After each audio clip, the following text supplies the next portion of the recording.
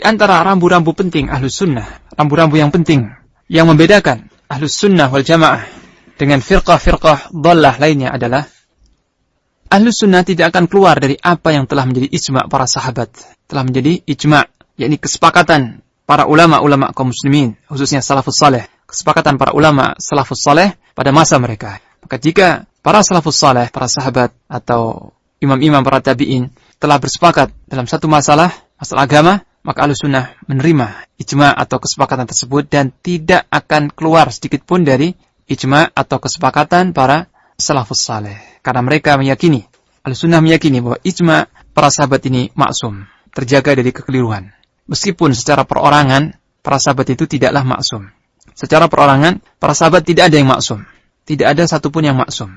Tetapi kalau mereka semua bersepakat dalam satu hal, maka kesepakatan mereka itu maksum. Maksum artinya pasti benar, terjaga dari kesalahan. Hal ini karena Rasulullah sallallahu alaihi wasallam pernah bersabda, "La yajma'ullahu ummati 'ala dhalalah."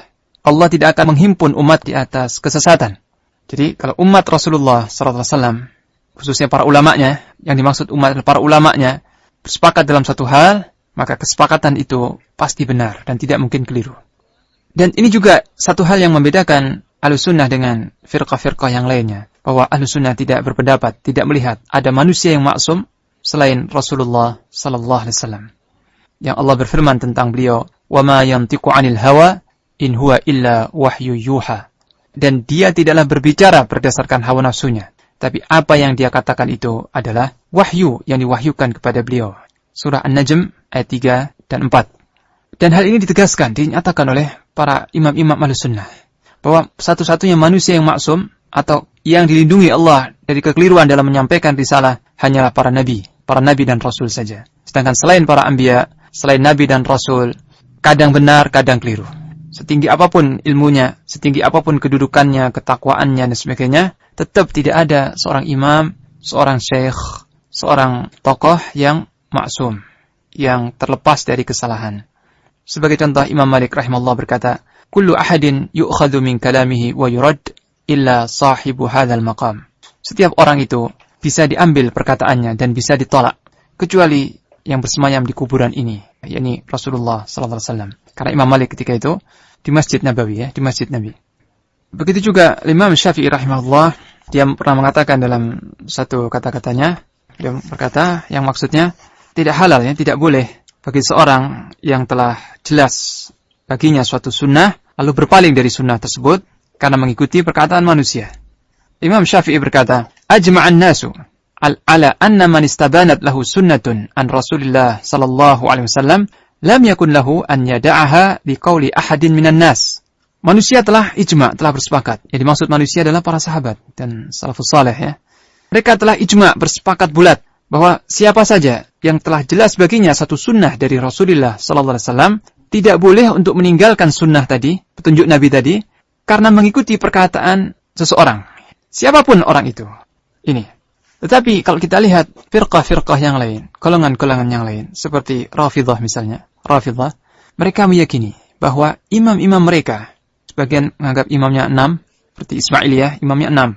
Sedangkan Ja'fariyah atau Imamiyah, Rafidhah Imamiyah itu meyakini bahwa imam mereka 12, ya. Ada 12 imam yang dimulai dari Imam Ali, Hasan, Husain dan seterusnya sampai imam yang terakhir yaitu Imam Mahdi.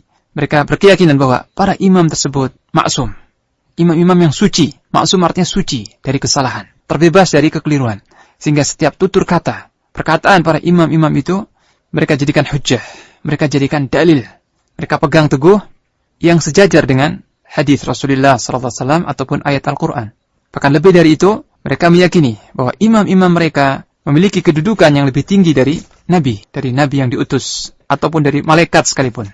Seperti yang dikatakan oleh Khomeini dalam kitabnya Al-Hukumah Al-Islamiyah halaman 52. Dia mengatakan bahwa satu hal yang termasuk prinsip yang tegas, satu hal yang merupakan kepastian mazhab kami. Salah satu dari kepastian mazhab kami, mazhab Rafidhah adalah bahwa imam-imam kami memiliki manzilah atau kedudukan yang tidak bisa dicapai oleh seorang malaikat yang dekat atau seorang nabi yang diutus sekalipun.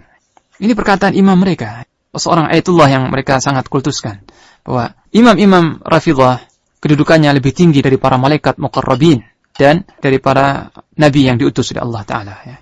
Dan lebih parah lagi, mereka tidak memiliki suatu metode, suatu sistem untuk menyaring atau menyeleksi perkataan imam-imam mereka. Jadi mereka sangat lemah dalam hal menyaring riwayat-riwayat. Tidak ada studi kritis riwayat atau metode penyaringan riwayat sebagaimana yang dimiliki oleh Ahlus Sunnah. Kalau Ahlus Sunnah sangat teliti dalam menyeleksi atau menyaring hadis-hadis Rasulullah SAW dan riwayat-riwayat yang lain. Sehingga kita dapati kitab-kitab seperti Sahih Bukhari, Sahih Muslim yang seluruh hadis-hadisnya tidak diragukan kesahihannya, telah diterima oleh para umat ini, telah diterima sepenuhnya, bahwa semua hadis dalam kitab Sahih Bukhari tidak diragukan kesahihannya. Tapi sebaliknya, di kalangan Rafidhah, mereka tidak punya ilmu mustalahul hadis, sehingga setiap riwayat yang sampai kepada mereka dari mulut ke mulut langsung dipercaya, diyakini benarannya. Sehingga akibatnya, kitab terbesar mereka, kitab induk mereka, atau Sahih Bukharinya mereka itu, yaitu Usulul Kafi atau Al-Kafi, ini penuh dengan ribuan, bukan ratusan, ribuan riwayat-riwayat yang dhaif dan maudhu'. Yang riwayat-riwayat itu sebagian dinisbatkan kepada Rasulullah SAW dan sebagian lagi dinisbatkan kepada imam-imam mereka. Maka kita dapati banyak hal-hal yang aneh dan bertentangan dengan akidah yang bersih, dengan tauhid. Perkataan imam-imam Rafidhah yang diriwayatkan seperti misalnya Abu Ja'far, disebutkan dalam kitab Usulul Kafi, Abu Ja'far As-Sadiq. Abu Ja'far adalah seorang imam Al-Sunnah, tapi diklaim oleh Syiah sebagai imam mereka. Dikatakan bahwa kami, para imam ini adalah gudangnya ilmu Allah di muka bumi. Kami menyimpan semua rahasia Allah Ta'ala. Dan kami mengetahui apa-apa yang gaib. Kami mengetahui apa-apa yang gaib. Tidak mungkin perkataan ini keluar dari seorang muslim, apalagi seorang ulama, seorang imam. Nah itulah salah satu prinsip yang membedakan Ahlus Sunnah dengan kelompok-kelompok yang sesat.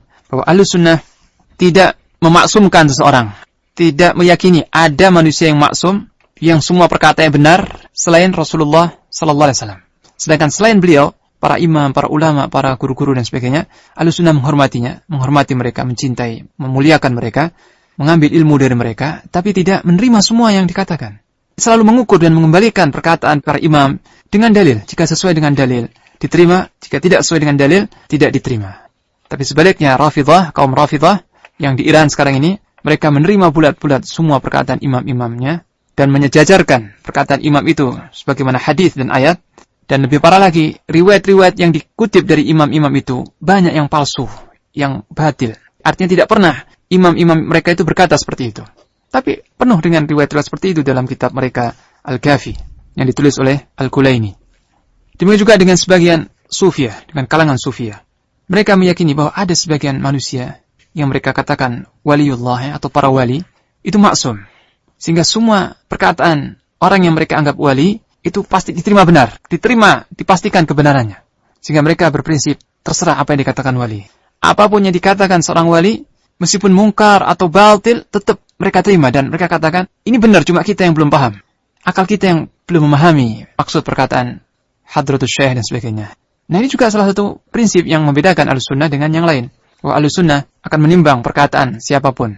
Menimbang perkataan, perbuatan siapapun dengan 3 rujukan yang selamat. 3 rujukan yang pokok, yaitu Al-Quran, As-Sunnah, dan Ijma' Salafus Saleh. Ini prinsip, ini timbangan yang selamat. Nah, setiap perkataan, setiap perbuatan yang terkait dengan din, terkait dengan agama, akan ditimbang. Artinya diukur dengan Al-Quran, As-Sunnah, dan Ijma'. Kalau sesuai, diterima dan itu benar. Kalau tidak sesuai, ditolak dan itu jelas keliru. Ini. Jadi Ahlus Sunnah menganggap bahwa ijma' para sahabat itu maksum. Kesepakatan bulat para sahabat itu maksum, tidak mungkin keliru. Sedangkan para sahabat secara perorangan itu tidak ada yang maksum atau terjaga dari kesalahan.